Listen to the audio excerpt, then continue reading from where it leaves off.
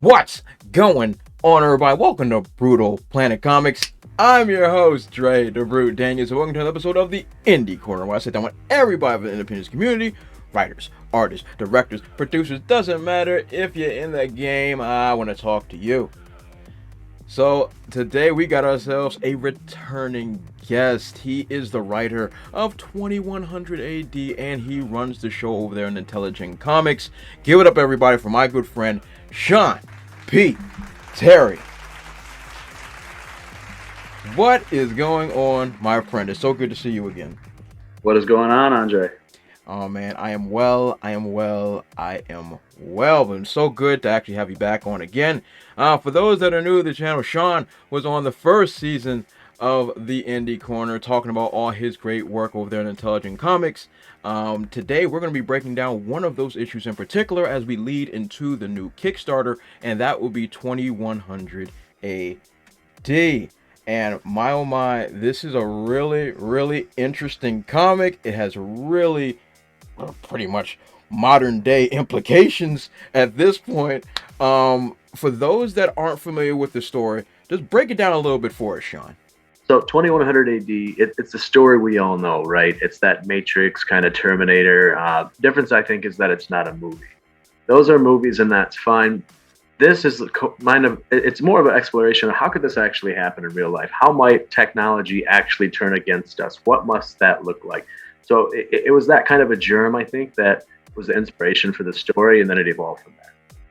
Excellent. And as we've talked before, I got that vibe off the jump. The technology gone bad, or when we give technology too much power, too much control over our lives. And like when you mentioned like things about the like Terminator and the Matrix films that came out many years ago, those ideas were still pipe dreams at this point. But now when we look at the society that we live in now, technology literally controls just about every aspect of our lives. It controls if we can get jobs. It can control if we lose said jobs. How we communicate with each other from all over the world, or our families. Everything that makes our food, like everything that once was like, oh, can you imagine if, it's really happening today.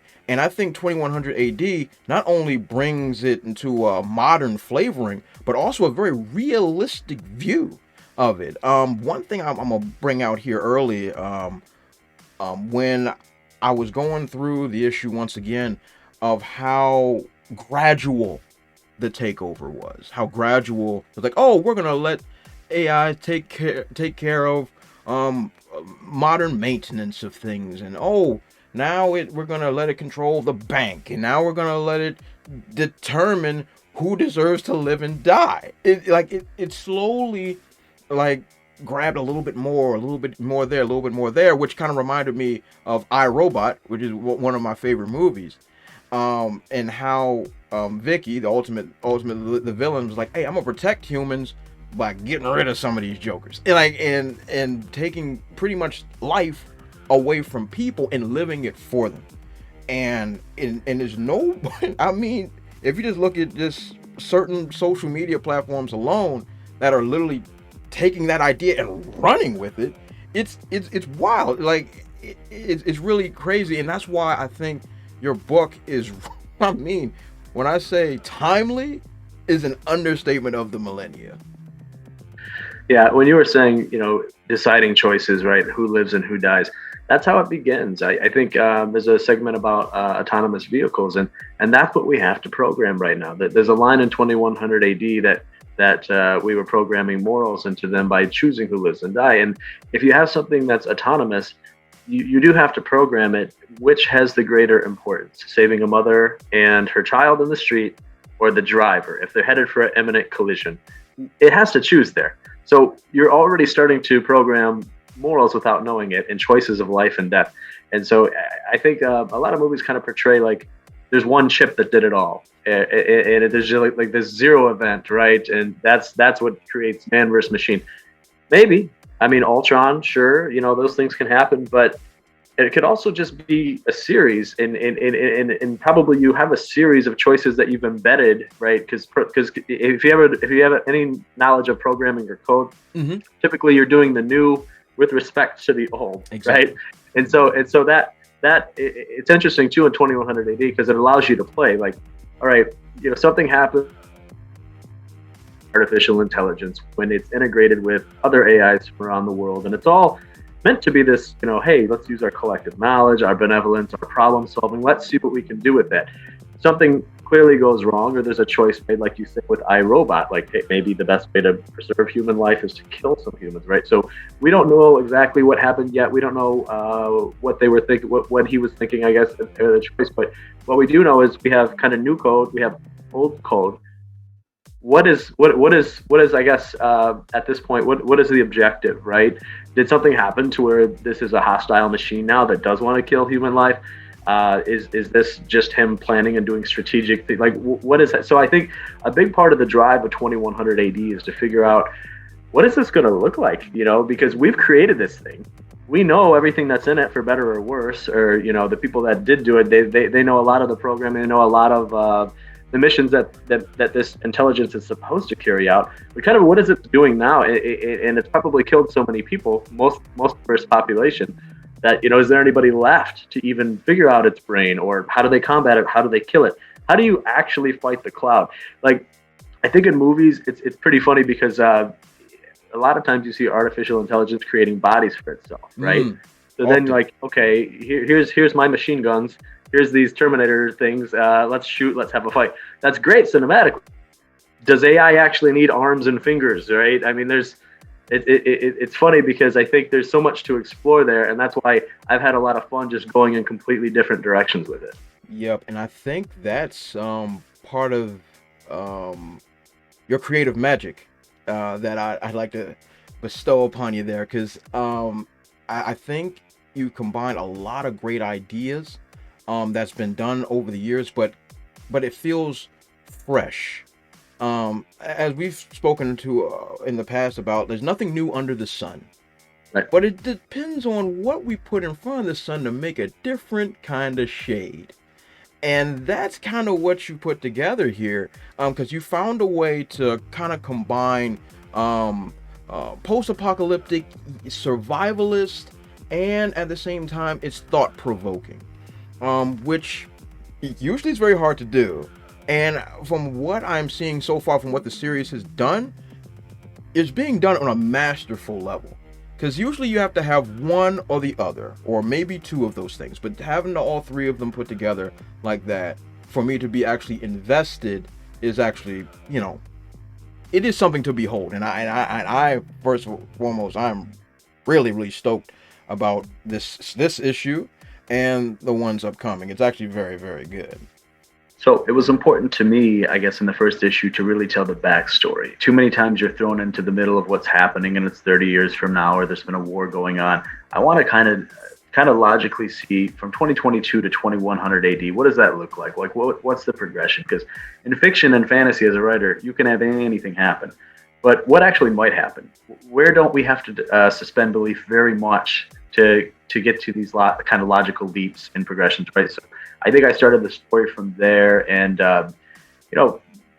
if you ever have humanity being attacked by a higher power, it's going to look dark. It's going to look ugly. Like, what are we going to do? Are we going to be back to shortwave radios? Like, when you start to give all of life to the internet and the cloud, the PC, then you can't touch that, right? You have to be away from that. If anything, that actually acts like a tracker and it can find you. Then what do you do, right? So I had so much fun exploring a lot of those concepts with you too.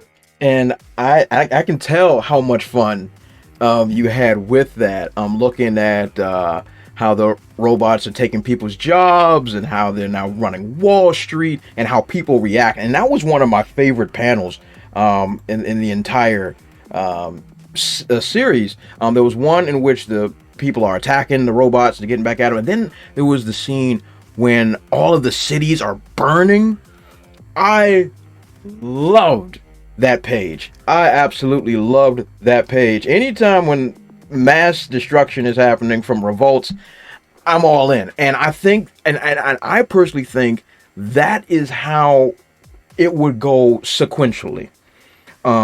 When people have had enough, as it were, in regards to now, like, because we're always fine with computers controlling our lives until they're actually infringing more or less on what we feel is freedoms. Right. You know, I like that you mentioned that page. The funny thing is that took me the longest, the 2-page splash of the cities and, the cars, the bridges, everything being destroyed.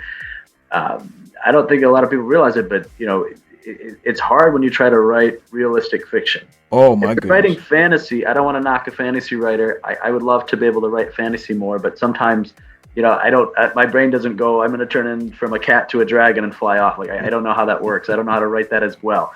What I do know how to write is, okay, AI is going to want to hit everything at once, make the biggest impact. How can it do that? So that's me Googling population centers, buildings, I have to spend so much time and energy to get all these details right. And as a reader, you might not know it, you might not look into it, but if you did, you'd see, wow, this is actually probably a pretty accurate look at how this might happen. So I guess it gives you the bonus of a reader to probably appreciate it without maybe knowing you're appreciating it in certain senses, because you're not seeing the seams, you're not seeing the threads, you're just seeing that it's flowing, I'm buying this. And then if you ever did dig into it, you're probably going to see a different layer too. Exactly, and I'm so glad you brought that up, because as fellow writers, when you're trying to depict, especially cities and landscapes and massive panels, it's always behoove us to do massive amounts of research in regards to what are the national landmarks that are there, what do the cities look like, what are the housing, how do the cities work, like all of that goes into it, and I think that's why I appreciate that splash page so much, because I know so much that goes into putting that. And you had like eight cities I think depicted. I think it's like 8 cities or so. It's worldwide, so you had to go and look like, oh, what does Big Ben look like, or what? How does Sydney burn? And like it's so much creativity, and it's something that anybody can absolutely grasp their mind onto, because they can look at these objects in real life and know exactly where they're coming from. And I think that's great. And it's funny too, because depending on the script, like I've written like Marvel spec scripts, like a issue Wolverine or whatever. That stuff I could almost write the whole comic in a day. Indeed. And again, there's not any good thing, bad thing with that. It's just true, because we have a character, whatever he's going to do, he's going to go fight ninjas. He's established. That's how you can write that. When it comes to 2100 AD, that 2-page splash took me about 2 days to write, and it's 2 pages. It's not 22. I put so much time into it. Gary, the artist, he spent 2 days drawing it, right? And he's at his board with his pencils, ink. We're very proud of that, and I think, yep, you're right. 3 cities on each page at the top, and then 1 on each of the bottom. So that's just, to me, that's like the payoff moment when you see that come together. And we did so great with the coloring. I think Slamet is a very underrated colorist. He just brought the depth, the emotion, the tones to that. So you saw basically your world on fire. Yeah. And if it provoked something in you, then it was supposed to. Mission accomplished. Sometimes there's certain things you read and you want to turn the pages. Other times you just want to hold it open for a minute and take it in. And I think that's where we're going for with that. And I think it was nailed perfectly. I thought it was well done, well executed, and it felt real to me. It felt like this is exactly how things would go down, and it was absolutely brilliant. And hats off to you all for that one. One question I had was in regards to, I love a ragtag group of unlikely individuals that come together in a crisis and all that stuff. And you have quite a big group. I think it's about 10 people or so that is all actively involved in what's going on in these series. So where did the idea come from to have this type of, for like it is, a vast cast? Because sometimes that's kind of hard to juggle. So what made you want to have such a vast cast, and how did, in the writing process, did you kind of put it all together? That's tough. I think anytime you do character development on any series, whether it was me in the past with We as Americans, it's, for me, I'm never looking to say, how can I duplicate somebody else's existing characters or concepts or team? I'm more like, what does something new look like? What does a fresh take look like? So I think with 2100 AD, I'm saying to myself, all right, whoever survived there's a reason they survived. They were smart enough to figure out to stay away from tech, or maybe they had military experience or background training. So, and then also, who is going to be left to potentially go against the AI or to figure it out or defeat it or however that's going to play out. So sometimes you create the characters out of, these are the people that you need to tell the story around. And so I think, if you say to yourself, what's probably the AI's biggest target when it's attacking the world? Probably to kill all the leadership, all the military, all the effort that you can.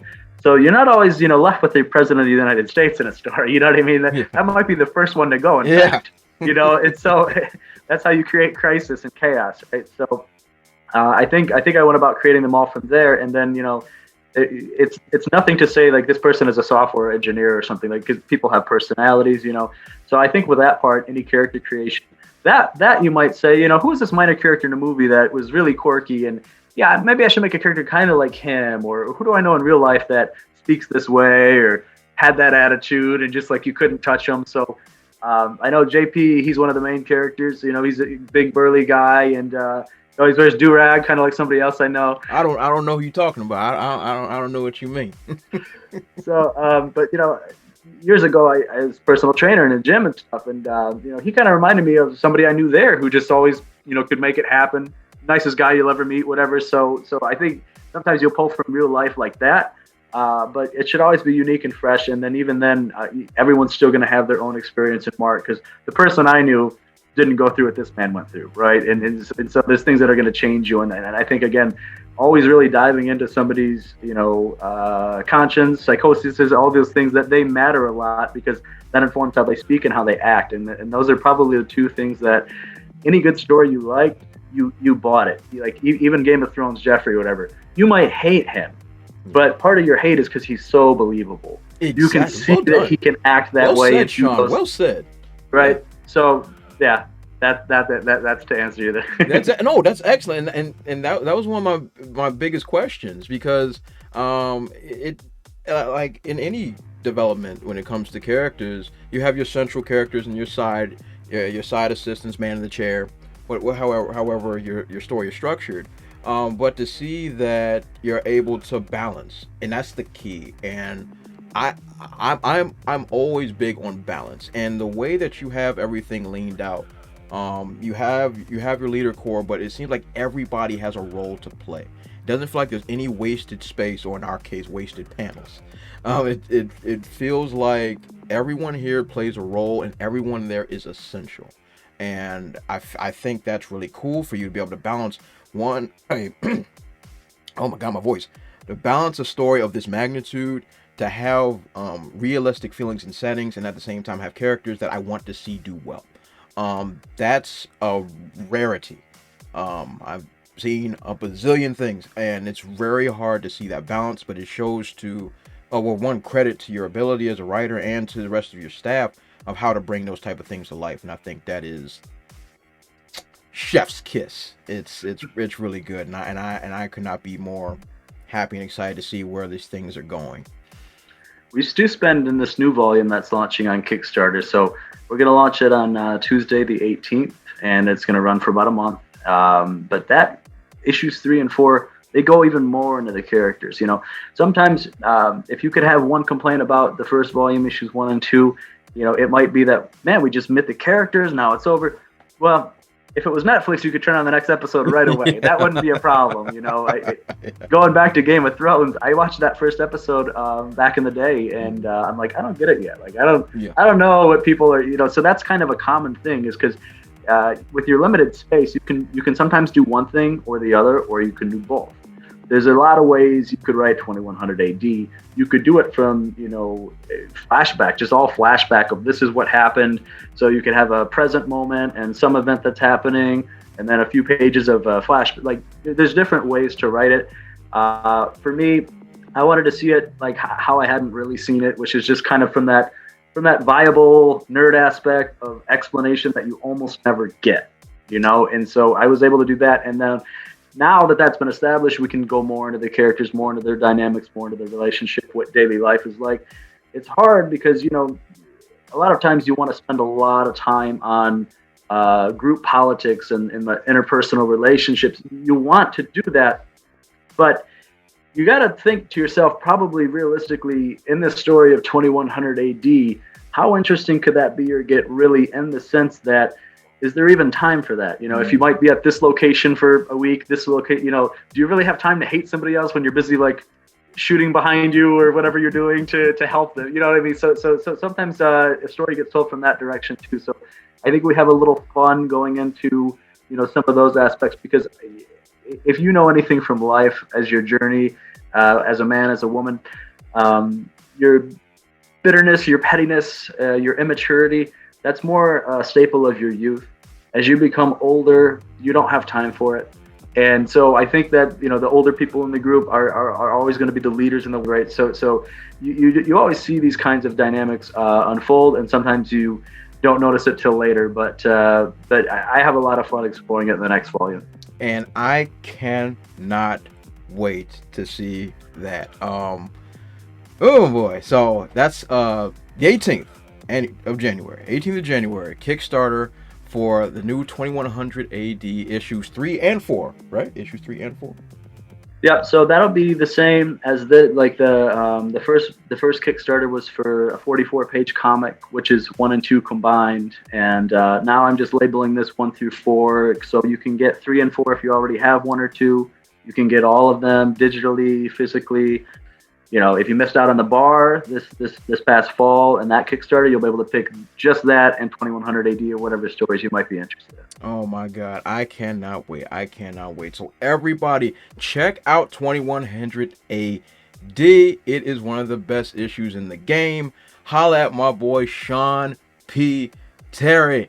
And I'm going to leave a link with that Kickstarter in the description section below. Check it out. Support my boy. He's great. Him and everybody in Intelligent Comics are doing the Lord's work for sure. But Sean, once again, I want to thank you so much for coming on the show and talking about your great work. I really, really look forward to see what you guys are cooking up.